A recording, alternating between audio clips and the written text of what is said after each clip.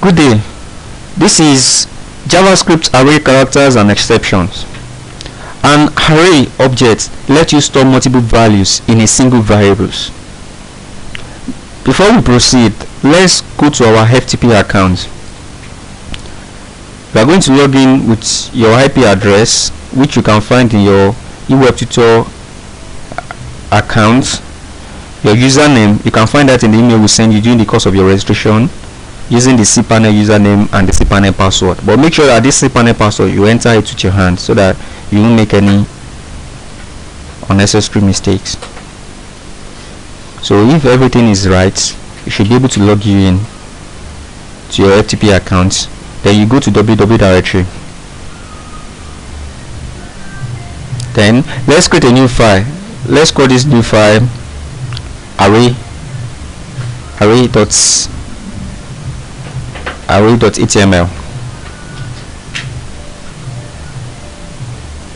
So we are set to go. When we talk about, normally when we are explaining about declaring a variables in JavaScript, I told you that we are going to use the var character. We are going to use the var statement. We are going to use the var keyword, and we'll be like, okay, var name. Then later we can now assign a value to our name and say our name is what? Is Olaide.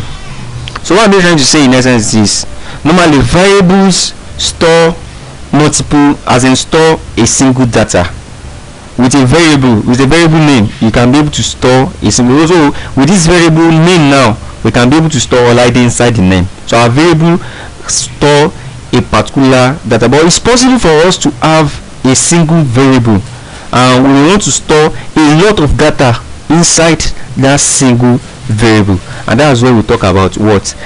An array. So an array in short is just a variable that contains many data.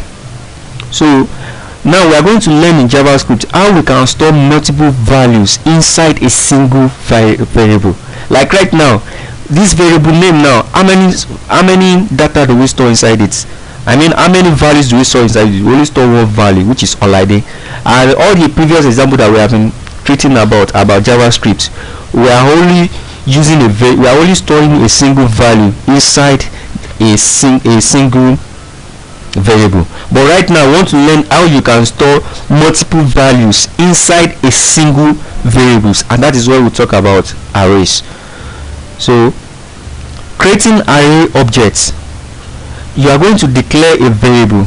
You call it var fruit, but this time around, instead of you saying that var fruit is equals to maybe apple, so you are going to declare it as what? As a new array. So this new array can contain a lot of values. But before, if you want to declare your var fruit, you can either say var fruits is equals to orange. You can call var fruits as orange. But if you want to store another value, you can say comma is not possible, because normally a vast virus database has been updated. Because normally a variable, normal, it has to contain just a single values. So if you want to store another values, then you have to create another variable. You can't name this variable fruits again because you've already created fruits. You can name it fruits 2. Then you cannot say this one is equals to purple. So when you want to store another variable again, when you want to store another values again, you have to create another variables. But right now, how can we store our orange value and our purple value inside these fruits? Then we can use what we refer to as what? An array. And how do we do that? We say var fruit is equals to, then we create a new array. Then you open a quote. So inside this quote now, inside this brackets now, you can have multiple values. This is orange now. So if you want to add any other thing, we put comma. Then whatever we want to add, purple. If we want to add another thing again, we put comma, then the quotes, then we add it. Any other thing again, comma, like up to infinity. So with this now, inside a single variable, with this we can store as many values as possible. But if we didn't use new array, then what are we going to use? We will just say var fruits is equal to, so that means we are going to, that one can only store one value, and that is the example we have been doing since.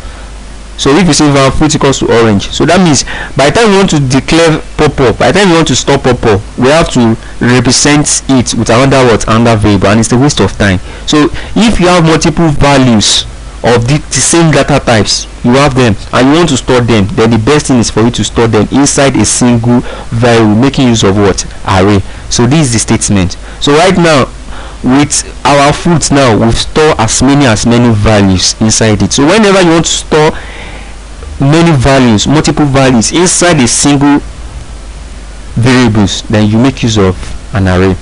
So this is an example. So the array parameter is a list of strings or integers, but whenever you want to store a integer, like right now all these things we are storing is what? Is a string. That is why you can see it. I've told you that whenever you want to put a string, then you have to put a quotes. A string has to be in a quote. But in case I want to store a value that is not a string, that is a digit, then I will just put the values directly without putting it inside the what? Without putting it inside the quotes.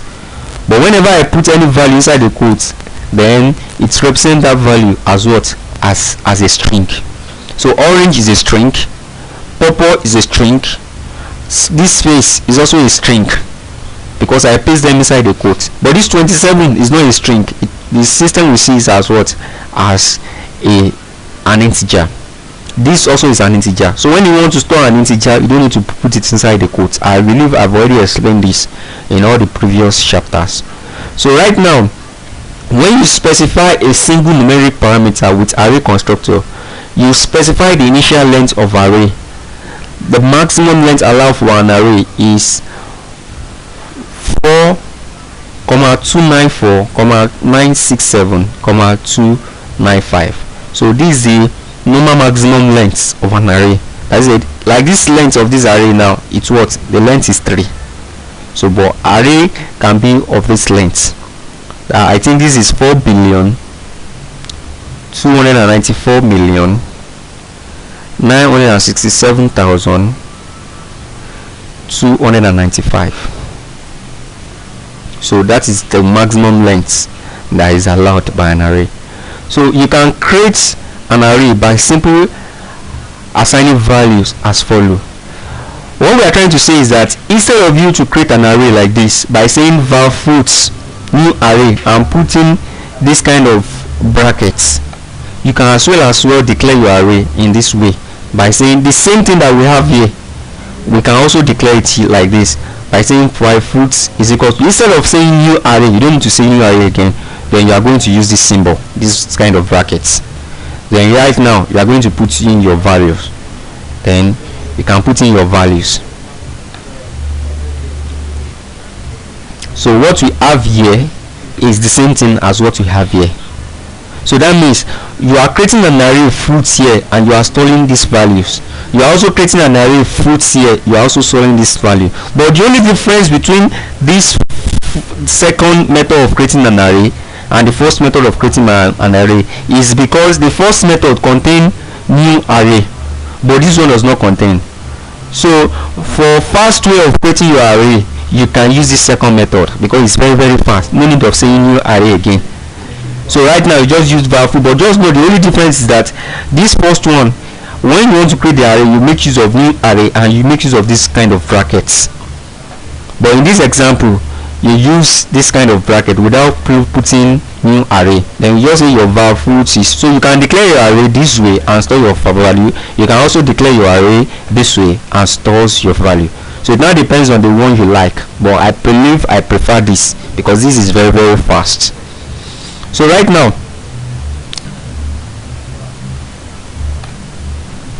but just note, each of these values contain, let's use this as our examples. Let's be using this. You know you can create it this way, you can also create it this way, but let's use this. But each of these values that is present in our array, each of these value has an index key in which you can use in accessing them. What did I mean by this? What I mean by this is each of these array has an index key. Like the first values that start, each of these values, like the first values that start has an index key of what? 0. That means any values that start an array, any values of an array has an index key of 0. The next value has an index key of 1. The next value has an index key of 2. The next value 3. Next 4, 5, like that. So if I now ask you that what is the index key of value 272, I'm talking about this value, then you will now count it 0, 1, 2, 3, 4, 5, 6, 7. That means the index key of 272 is what? Is 6. 0, 1, 2, 3, 4, 5, no, sorry, 0, 1, 2, 3, 4, 5, 6, 7 is 7. Then the index key of 3, 4, 7, 3, 2 is what? Is 6. So that means any values inside an array has an index key, or every values have an index key, and that index key starts from 0, the first, or the it starts from 0, the first value inside that array. So, and is increasing like that as the next value increase, as a next value joining it increase. So right now, fruits, if we say, how do we now call it, how do we call it out, since we know that each of these value has an index key? How do we call it out? If we say fruit 0, what are we referring to? We are referring to orange, because we are trying to say, in case we have a lot of, in case we have 2 or more arrays, let's say we have 2 or more arrays, we have 2, fruit 2, 3. So in case we have 2 or more arrays and we want to refer to the first element in array fruits, then we are going to say fruit 0. If we want to refer to this value, then we say fruit what? We say fruit 1. If we want to refer to this value, what will we say? We will say fruits 3, because that's the array. This value, it's contained inside the array fruits 3. Abi? This value contained inside the array fruits 3. So we say fruits 3. Then how do we call the index key? The index key is 2. Fruit 3, 2. Then it's going to give us an empty string. So what I'm trying to say is that each of these values inside this array has an index key. So to call out the index, that's it, to call out the value, you have to use the name of the array, which is the name of the variable that declares the array, and the index. Each of these values have an index key. Each of these values has an index key. This index key 0, index key 1, index key 2. Each of these values have an index key. So since the index key is 2, so to call this now, what is the name of the array? We are trying to get the values that is present here, or let's even say we want to get the value that is present here. What is the index key of this value? 0, 1, 2, 3, 4, 5, 6 is 6. So the arrays that contain this value, what is it? The array is fruit 3. Then we'll say fruit 3. Then what is this index key? And this index key is 6. So with this code now, then that means you are this code is equivalent to 34732. So what I'm trying to say in essence is this: to get the to get a value, particular value in an array, you have to first know the index key of that value. After then you are going to know what is the name of the array, which is fruit 3, and you are going to use this method to call it out. So in case you need this value, and in case you want to get any value in an array, then you are going to use this to get the value, and you can now assign it to another array by saying var a is equals to this. So that means your a now is whatever values that is present here. So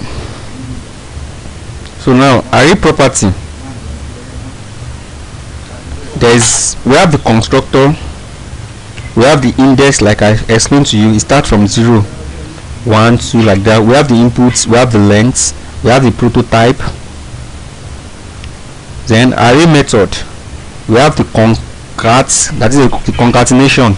We have the every, the filter, the for each, the index of, the join, the last index of, the map, the pop, the push, the reduce right, the reverse shifts, slice, sum, to sort, splits. Sort is for when you want to sort something, maybe in an order. To string, in case you have an array that contains maybe an integer, you want to convert it to string. Then we have the unshift. So another thing that we are going to talk about is the date. In JavaScript, there is a function called dates. It's already a preset functions. You don't need to, it's not as if you are the one that will write the code. So in case you want to write a program that requires you to know the dates, the date and time, the present date and time, then we are going to use the date. Then these are just the description of the parameters of the dates. These are the description. So we also have the date property. You can see, like you can see, we have the day method, the get day, the get the date, the get date, the get day, the get full year, get hours, get milliseconds, blah blah blah blah blah blah blah. Then another thing that we have, but all these things I believe you can try them yourself. Let's just try these dates. Let's try these dates. Let's try to get as in these dates. Then how do we do that? Let's go to our new file. So let's write a script for that. Script lang equals to JavaScript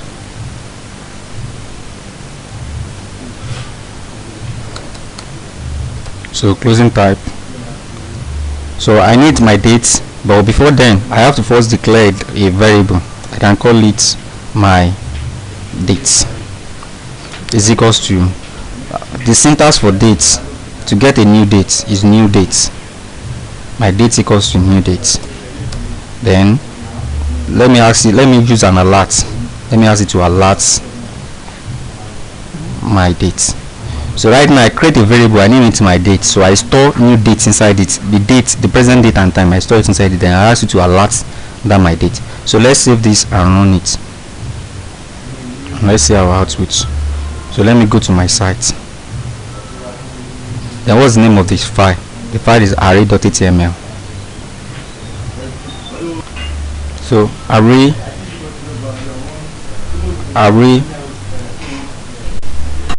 .html. Can you see? Monday, July 28, 2014, 095712 GMT. So this is the time I'm using. I'm using GMT 0700 Pacific Standard Time. So right now it's able to bring out all the informations about my date, including my GMT, the time formats, the date, the day, the time, everything. But what happens if the only thing I want is my what happen if the only thing I want is the hours? I will just use the get hours. So if the only thing I want is the hours, so instead of saying new date, it's because I want new date, that's why all my dates comes out. But if it's hours, I will just say new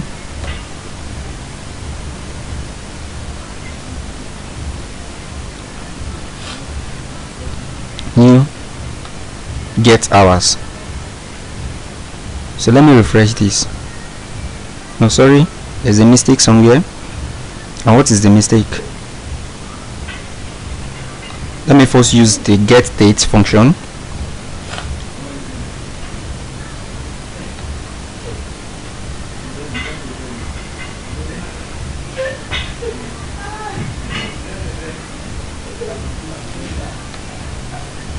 So note something.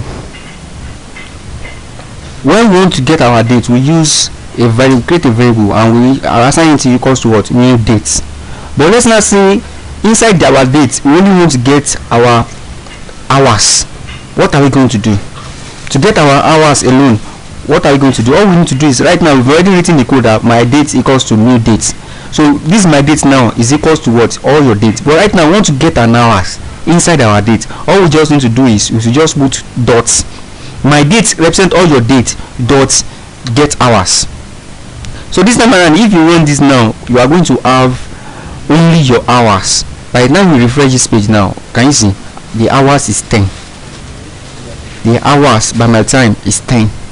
So another thing is we can have the get month, the get seconds, the get time. Let's have the get time. So this get time is going to get the time. So but you should have already declared your dates. So we have already declared our dates here. Then right now we are going to ask it to what? To just get the time. So it will only get the time inside the date. But if you just use ordinary date, alert my date, it will bring out the old date. But in case you want to get a specific object inside our date, that is where we are going to use my date dot the object, and that object, the method is everything. The list you have here is the method. There are a lot of them. So depending on whichever thing you want to get inside the dates. So right now this is get time. So let's save this and refresh. Then we should be able to have our time. Can you see? This is our time. This is our time. So it's a timestamp. It's not really, or it converts the read time. It's converted to a kind of integers. So you can try the others. So for further knowledge, you can just try all these others, so you have much more knowledge about everything we are trying to talk about.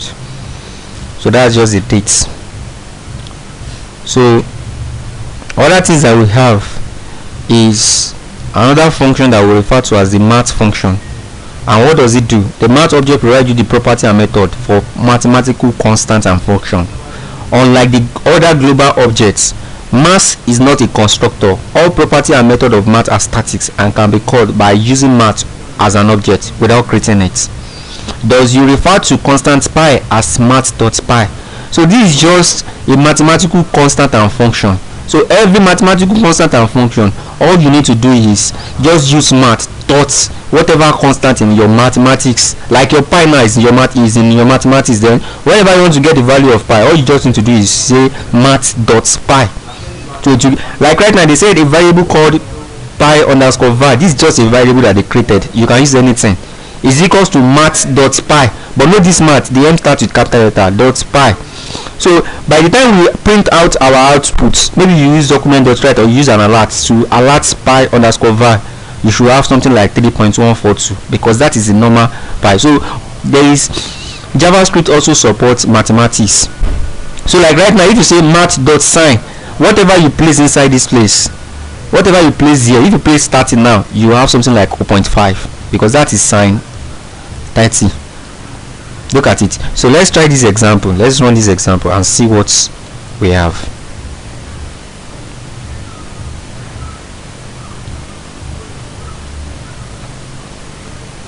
So let's ask it to alert. Let's use alert. The first alert. Let's add it to alert math.py. So just know when you use any function that you have, but the thing is you have to first, maybe you can search Google so that you will see a lot of mathematical constant that we have. But whatever constant you have, just put maths dots that constant. If it's pi, if it's sine, if it's cos. Like if you want to do cos now, all you just need to do is change this sign to cos, and whatever value you place inside it is going to bring out the mathematical conversion of that particular values. So the next one, let's use alerts this time around sign. So that means your JavaScript also supports mathematics. So all the constant in mathematics is already embedded inside it. So when we refresh this now, can you see the first one that it's brought is what is our pi. You will see it approximated to the real value. Normally we use 3.142, but it approximated it to the real value. Then the second one, by the time we click OK now, we should have our sine 30. Can you see? Minus 0.999880. Sorry, sine 30 now is minus 0.9880. That is why we have our sine 30. So that's it. So right now this is the mathematical constant that we have. So instead of saying math.py or math.sign, then there are other mathematical properties like the Euler constants. You can say math.e That means you are trying to look for Euler constant. So if you say math.e, we should have something like 2.718. we have the math.nl2. so instead of saying math.pi or math.sin, sorry, instead of saying the maths.pi or the maths.sin, you can also say math in case. So here now is a list of all the constants. There are a lot of constants, more than in mathematical constant, more than this, but you can refer to Google for other constants that you may need. But for the course of this tutorial, we are just going to stop here. This is the national logarithm in base 10. This is the base 2 logarithm of e. This is the base 10 logarithm of e. This is pi. We've already used it as an example. This is the square root of half. Square root of what? Of half. So square root 1 all over 2 means square root of half, and this is square root of 2. So if you need square root of 4, you have to just put here 4. So in front of square roots, instead of 2, just change this to 4 to give you the square root of 4. If it's 16, just change it to whatever number you need the square root. And here now, when you have 1 underscore 2 means 1 half. So if I have 2/6, it means 2 over 6, square root of 2 over 6. So in case you want to get a square root of things that have numerator and denominator, so you are going to use that. So, and there is also the math methods. The absolute number, maybe you want to round up a particular number, the return arc the return arc sign, we have the return arctan, the return arctangent, the return the simplest integer greater than or equals to a number, cos, the exponential. We have a lot of them like that, so you can practice them at your lecture. So another thing that we have is a regular expression. Is an object that describes a pattern of character. The JavaScript regular expression class represents regular expression, and both string and regular expression regx define method that uses regular expression to perform powerful pattern matching and search and replace function on text. So right now you have, so you can either declare it like this. So instead of declaring like this, var path equals to new regular expression, then the pattern and the attribute, you can also declare it like this. var pattern is equals to slash whatever pattern, and so it will still know that you are trying to declare a regular expression. So but mostly this is I'll call it, this particular chapter is more or less like a theory. So there are a lot of content like this to get you aware of everything that we are trying to talk about. So for your lecture, you can just go through them. So another thing that I'm going to talk about right now is you can just go through all these contents in your lecture so that you have much understanding about everything we are trying to talk about. I believe we've explained 1 or 2 or 3 examples so that you'll be able to do the rest yourself. So another thing I'm going to talk about right now is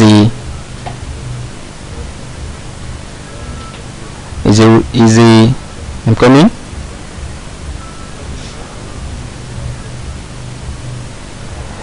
Every web page that resides inside a browser window, which can be considered as an object. A document object represents the HTML document that is displayed in that window. The document object has various properties that refers to other objects which allow access to and modification of document content. The way that document content is accessed and modified is called the document object model, or DOM. You may have come across this word before. The objects are organized in a hierarchy. This hierarchy structure applies to the organization of the object in a web document. We have the window, we have the window object, the top of the hierarchy. It is the outermost element of the object hierarchy. We have the document object. Each HTML document that gets loaded in a web window become a document object. The documents contain the content of the page. We have the form objects. Everything includes in the form open and form tags sets the form object, and we have the form control element. Those are the text box, the button, the ready button, and checkbox that you have inside your document. So right now I believe you already know how the hierarchy of your HTML page, how it looks like. We have the window object, the document object, the form object, and the form control elements. If you have a submit button, a radio button, a checkbox inside your web pages.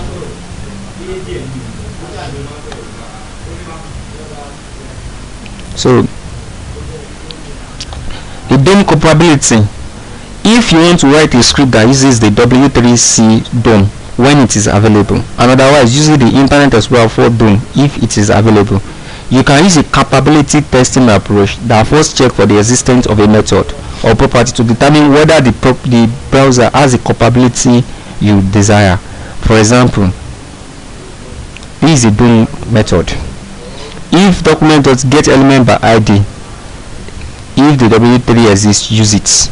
Else document.all, if the all array exists, use it. Else otherwise use this. So this is just to tell you that in case you want to use a W3C DOM when it is available, and otherwise uses Internet Explorer 4 DOM if it is available. So you can use this method to just check for availability of whatever DOM you want to use. So let's talk about the errors in programming. We have three types of error in programming: the syntax error, the runtime error, and the logical error. Syntax error, also called passing error, occurs at compile time for traditional programming language and an interpret time for JavaScript. For example, the following lines causes a syntax error because it is missing a closing parenthesis. Look at this now. Normally when you want to use the window.print, or normally the window.print is the same thing as the document.write that I taught you in the previous example. Let's say you want to say document.write, hello world, document.write. You are expected to write it like this, hello world. You are expected to write it like this. But let's ask what now happen if instead of writing it this way, you now write it like this. Do you see that this bracket is supposed to be closed? Right now, is it closed? It's not closed. So this is a syntax error. So if you run this kind of code now, you are going to have a syntax error. Normally you are going to have an error. But if you now ask you that what is the classification of this error, the types of this error, then you tell them that is what is a syntax error. The same thing happens when instead of you using document.write small letter, if you decide to use capital letter here and you have maybe you use capital letter here, then what do you have? You have a syntax error. So this is a syntax error. So when a syntax error occurs in JavaScript, only the code contained within the same thread as syntax error is affected, and code in other thread get executed, assuming nothing in them depends on the code containing the error. So what we are trying to say is this: if you have the document.write hello world here and you have another document.write and this one has a syntax error, that doesn't mean that this will not be executed. This will be executed because this does not depends on this. So it's still going to be executed, but this one will not be executed. Even if there is another thing, if there is still another thing here, so this will be executed, this will be executed. It's only this that will not be executed because there is a syntax error in it. So just know that. So another thing that we have is a runtime error. Runtime error, also exception, occurs during its execution. For example, the following lines causes a runtime error because yes, syntax is correct, but at a runtime it is trying to call a non-exited method. What are we trying to say is that, let's say for example now you trying to call a function. Let's say you are trying to call a function now. You are trying to call a function alert.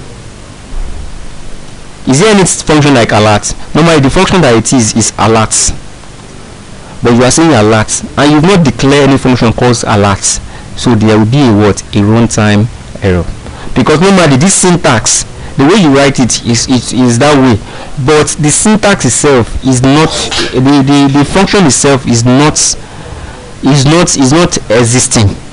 So what you are going to have here is what? Is a runtime error. But assuming you declare a function, assuming you've declared the function before and you are now calling it, then there will not be any error. Assuming you've declared the function alert before and you are now calling it, there will not be an error. But because alert doesn't exist and you are trying to use it, there will be an error. So and the last one that we have is a logical error.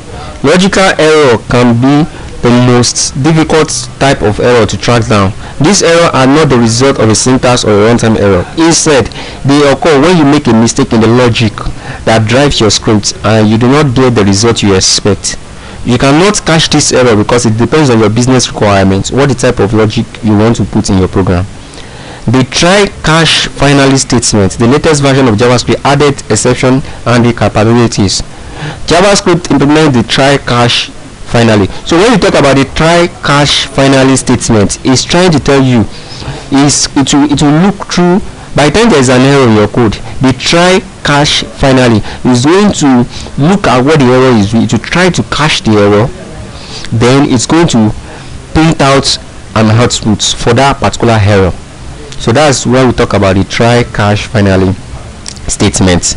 It's part of the error troubleshooting. Let me just say it's used. You can cache program not generated and runtime exception, but you cannot cache JavaScript syntax error. So in JavaScript you can cache the syntax error, but every other, like Java now, you can cache the error, but in JavaScript you can't do that. So here is just an example of the try catch finally statements. These are just an example. So let's see how it works. So here now we try to cache it, then we try it. So whatever code you have will be inside this try. It's going to be inside this try. Whatever code you want to write, maybe document.write or any JavaScript code you want to write. So when you write the JavaScript code, by the time you are running, if there's an error with the JavaScript code, then the result we are going to be is going to be true inside the cache. What am I saying? What I'm saying is your JavaScript code, instead of just writing it directly inside, when you declare your opening syntax, you can declare, if you want to use the try catch finally statement, you can declare it inside the try. All your code will be inside the try. So when you are running your program, if there is an error inside the code that you declare inside the try, if there is an error, then that error, this cache is going to cache the error, and whatever you place inside your code, inside the cache, is going to be displayed as a problem to that particular error that occurs. So in this error now, if I put document.write, error has occurred. So by the time you place your code inside the try and you run it, and there is an error that there is an error in the code you place inside the try, the output I'm going to have is this is an error, because inside the cache I've said that if it's cache any error, that is if it cache any exception, this email exception, if you cache any exception, that is in this code, if there's an error in this code, then this is what you are going to execute. That's why we say that if there's an error, that's why I say that this is the code to run if an exception occurs. That's it. If an exception occurs in this code, if an exception occurs in this code that you place inside the try, then this is the output that is going to give you. So whatever you place inside this place, this is the code of that it will run. This is code to run if an exception occurs. So inside the finally, whatever code that you place inside the finally, code that is always executed regardless of whatever exception occur or not. So what we're trying to say is this is the code to run. You place the code to run inside the try.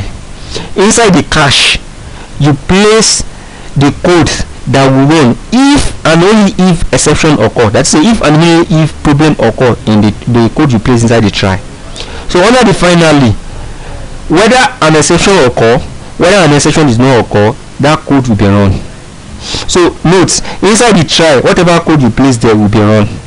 But if an exception occur, the code inside the cache will run. So whether an exception occur, whether an exception does not occur, the code inside the finally is going to be run. So that's just about the try, the cache, and the finally. So it's not really JavaScript that makes use of this statement. Java also makes use of the statement. So look at this now. Look at this. We have a function. We call it myfunc. We create a variable. We say is equals to 100. We now say alert value of the variable is 100. That's what we print out.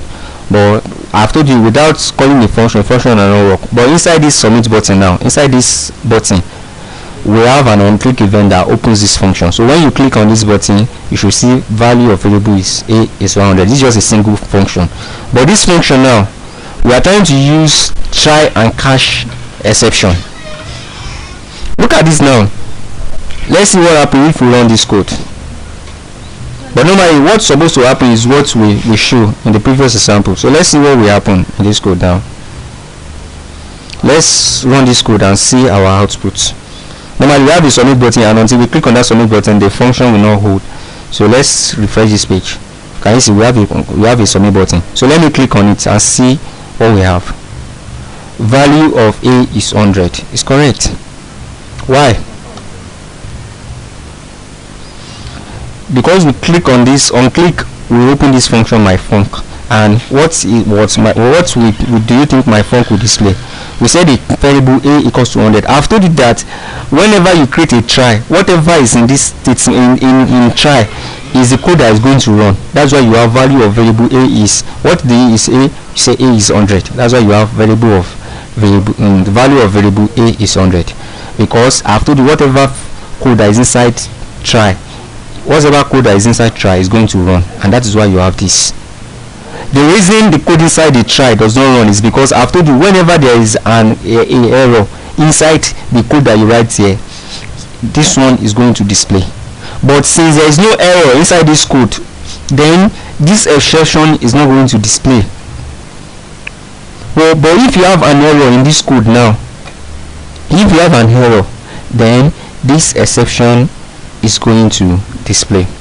So if you have an error here now, then whatever is inside the cache is now going to display as an output. So what I'm trying to say in essence, when you run this code, if there is no error, whatever code that is inside the try is going to display. But if there is an error, whatever is inside the cache is going to display. And whether there is an error or there is no error, so whatever you place inside the finally. But in this case, we didn't use finally.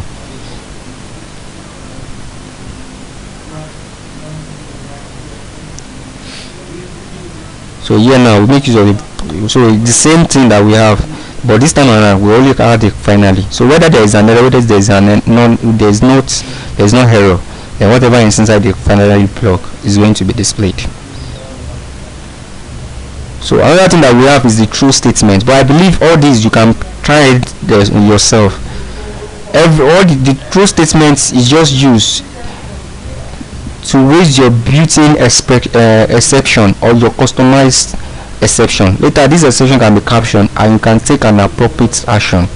So this is the usage of a true statement. So just try it yourself and see the result. I believe you should be able to interpret it, because if I say I should explain it to you now, then that means I'm explaining everything. So it's better for you to run the code, run it yourself, see what you have, and with every explanation I've done so far, you should be able to troubleshoot it, and you should be able to know why what you have is what you have.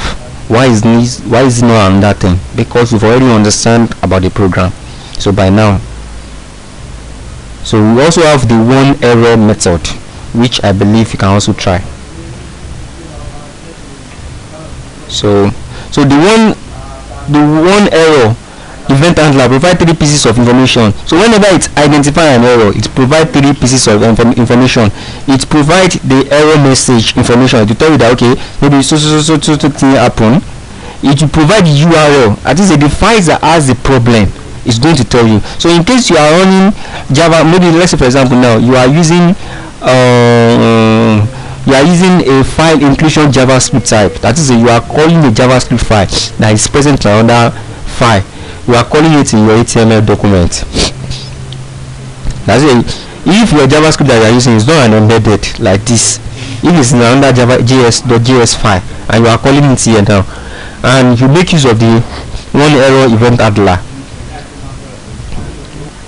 and you make use of the one error event handler, then by the time there is an error, you are going to see an error message that will tell you that okay, this is an error because you do this or that or that, and you are going to see the URL, that is the name of the file that has that error, the name of the JS file that has that error. It's going to display, and the lines that the error is, you know what we refer to as line number. Now look at it for example. Now this is in code. This is line 1, this is line 2, line 3, line 4, line 5, line 6, line 7, line 8, line 9. So the line that has the error is what referred to as, in the JavaScript file, the line that has the error is what referred to as the line number.